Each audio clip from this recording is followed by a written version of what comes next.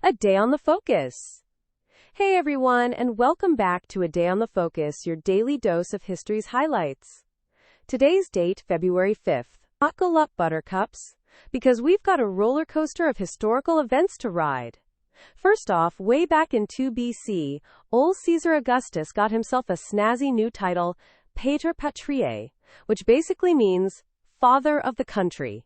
Talk about a power move. He was basically saying, hey Rome, I'm your daddy now, and you'll like it. Fast forward a bit to 756 AD. Happy Chinese New Year unless you were living under the reign of An Lushan. This guy decided he wanted to be emperor of China and started his own short-lived dynasty, the Yan. Talk about a New Year's resolution gone wrong. Jumping ahead to 1818, Jean-Baptiste Bernadotte snagged himself the thrones of Sweden and Norway. Quite the career upgrade, wouldn't you say? And get this, in 1869, the biggest gold nugget ever found, the Welcome Stranger, was discovered in Australia. I bet that prospector had a very happy day.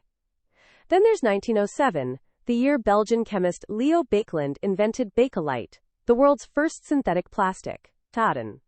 Suddenly, everyone's kitchen was a bit more modern. And in 1913, Greek military aviators achieved something pretty impressive.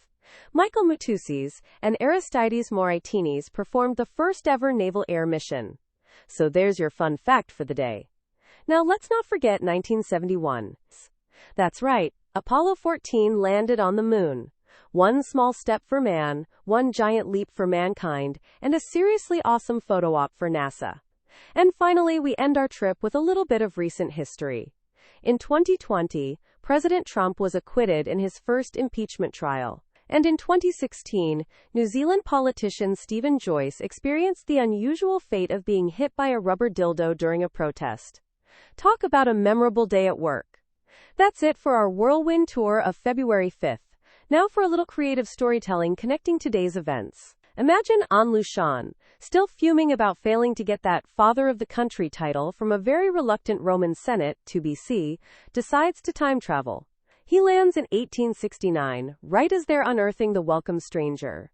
An Lushan, thinking this massive gold nugget could fund his new empire, tries to claim it. Unfortunately, the Australian prospector, a gruff bloke named Kevin, is not too fond of ambitious time-traveling emperors, and accidentally sends An Lushan back to 756 AD.